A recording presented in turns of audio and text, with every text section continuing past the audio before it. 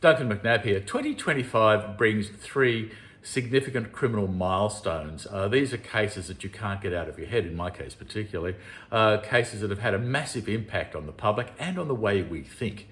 These cases are, and I'll give them in rough order, 11th of January 1965, the Wanda Beach murders, an absolutely appalling crime that changed the way parents looked at how kids spent their days. All of a sudden, the possibility of stranger danger became part of the way we think.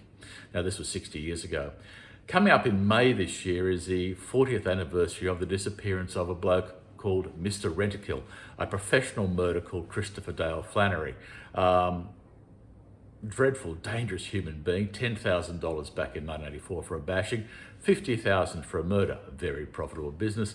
Flannery was completely off the rails and is highly likely, in my opinion, to have been murdered by one of his former clients, either at this client's behest or by the client himself, the client being a chap called Roger Rogerson, probably one of the most notorious detectives globally in history.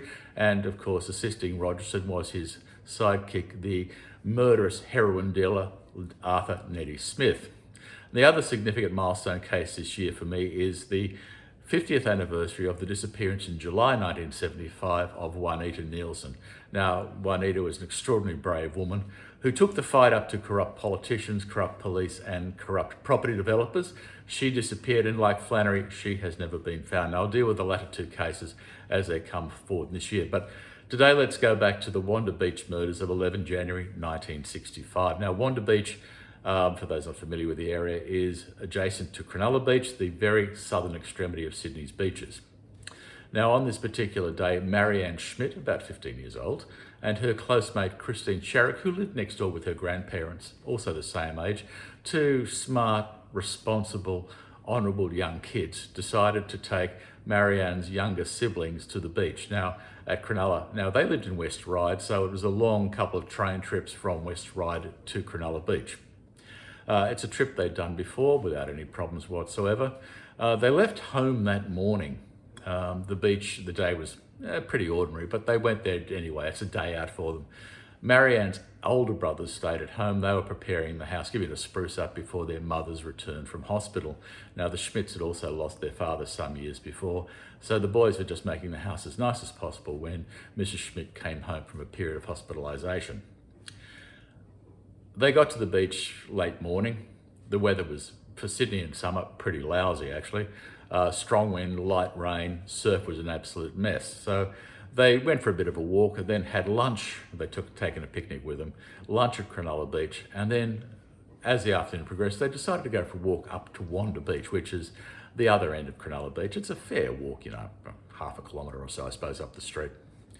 They wandered along the beach, and at some point during that afternoon, the two girls, Marianne and Christine, sequestered the young kids in the out of the wind in one of the big sand dunes that adjoined the beach and left them there briefly. They said they were going away just quickly and would be back shortly. The kids were quite safe and secure where they were out of the wind, so it was all fine. Now, they wandered off. This is unusual for those two kids.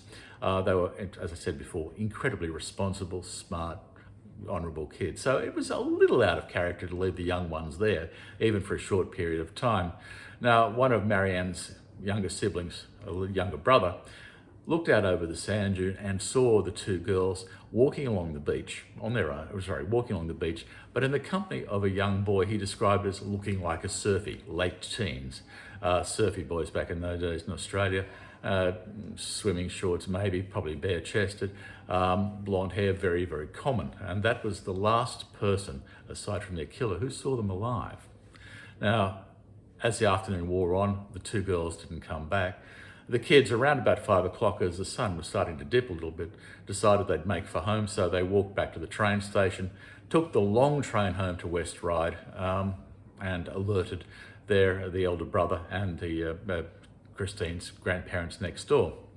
Now, a police inquiry started very, very quickly. It was unusual for the two girls to go missing, completely out of character. Now, one supposition, and it's purely that, and we don't know why the two girls went off, but as a psychologist mate of mine said, one of the motivators for two responsible young girls to perhaps just break away briefly was that they had prearranged to meet a boy. And that strikes me as being reasonably sensible. It explains an out-of-character move for them. Anyway, the search is running the next day, the 12th. And mid-afternoon, a chap walking out on the beach with his young nephews finds something horrific in the sand dunes. He finds Christine and Marianne. They'd been murdered and just dumped on the beach. The crime scene, and I won't go into too much details, they were murdered. They were obviously sexually assaulted, and a knife had been used on them. Pretty grisly crime scene. There is evidence to suggest that Marianne may have been the first one subdued and that Christine had run away, but there are drag marks from in the sand dune where she was dragged quite some distance and then dumped beside Marianne.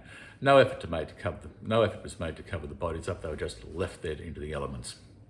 Now, a massive police investigation followed. Thousands of people were interviewed. But to this day, the case has never been solved. However, there is one very, very strong suspect, and there are a couple of strong suspects that came out of this, and people, of course, confessing, which makes investigations quite complicated when you've got people confessing to something they didn't do. One suspect comes out of this clearly, chronology, and what would later happen, certainly a track record for these sort of things. This bloke is a fellow called Christopher Wilder. Now, Wilder was, according to a police reporter, Wilder was interviewed. The police documentation is not available, but the reporter recalled Wilder being interviewed. And the reason that Wilder would have been interviewed was that he was, at that stage, a known sex offender. He was about late teens when this happened. He had form for sexually assaulting a teenage girl on the beachfront. So that would have made him someone police would have gone and spoken to at some stage. But the inquiries didn't progress past this. There's presumably no evidence to put him in the fit, so Wilder became one of the thousands of people interviewed. Now, as I said, this case today, the murder of Marianne Schmidt and Christine Sharrock, still remains formally unsolved. But Wilder is, for my money and for investigating police more recently, still, quote, the red-hot suspect, according to one of the investigators, and I'll tell you why. Now, Wilder, I don't think I've spoken about him on this TikTok before or on Instagram, but I've written about him and made documentaries about him. Christopher Wilder was an Australian bloke. He was born in Sydney. Father was an American sailor. Mother was an Australian woman. He spent most of his childhood and early adolescence travelling around with his father, who was still then in the Navy, US, the Philippines, and so on. They eventually came back to Australia. He was at high school very, very briefly. And at around about the age of 17, he was, by that stage, had become a carpenter. He was quite adept with tools. Around about the age of 17, he got his first car, and he was driving from his home at Ryde, about 5 kilometres from where the girls lived, which is intriguing in itself. And a bloke who also was an habitué of beachfronts. So that makes him a very interesting proposition. Wilder would drive down to the beaches near Manly. He was known as the Yank, not terribly original.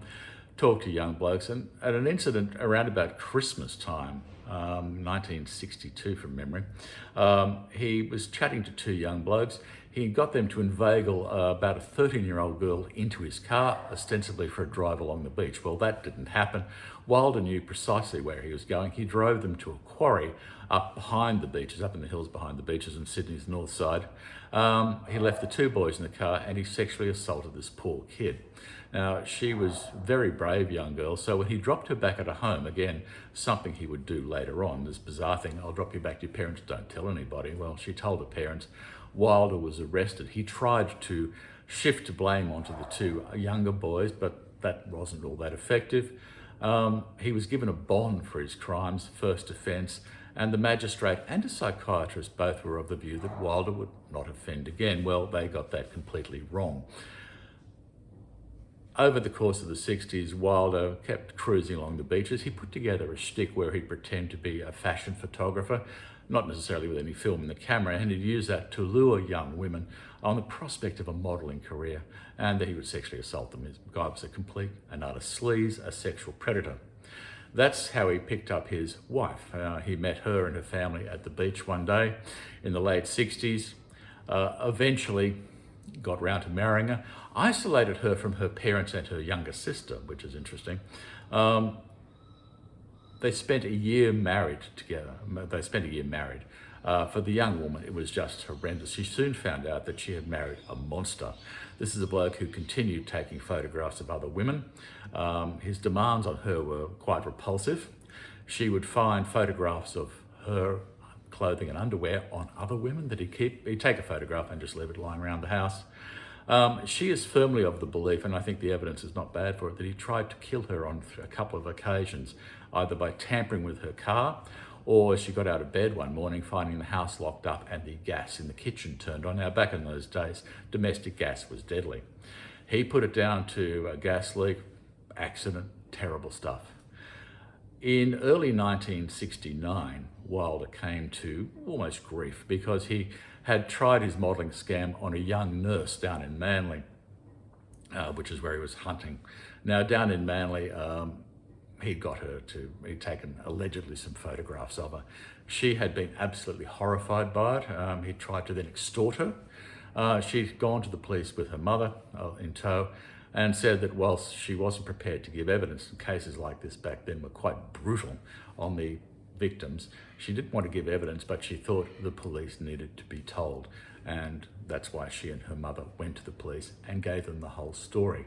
Now I'll pause here because we're about 11 minutes in, and I'll pick up again very shortly with what happened to Wilder then and his appalling career when he went to America, where this guy was public enemy number one. And I'll continue that in the second half, which will come up very, very shortly. Thank you.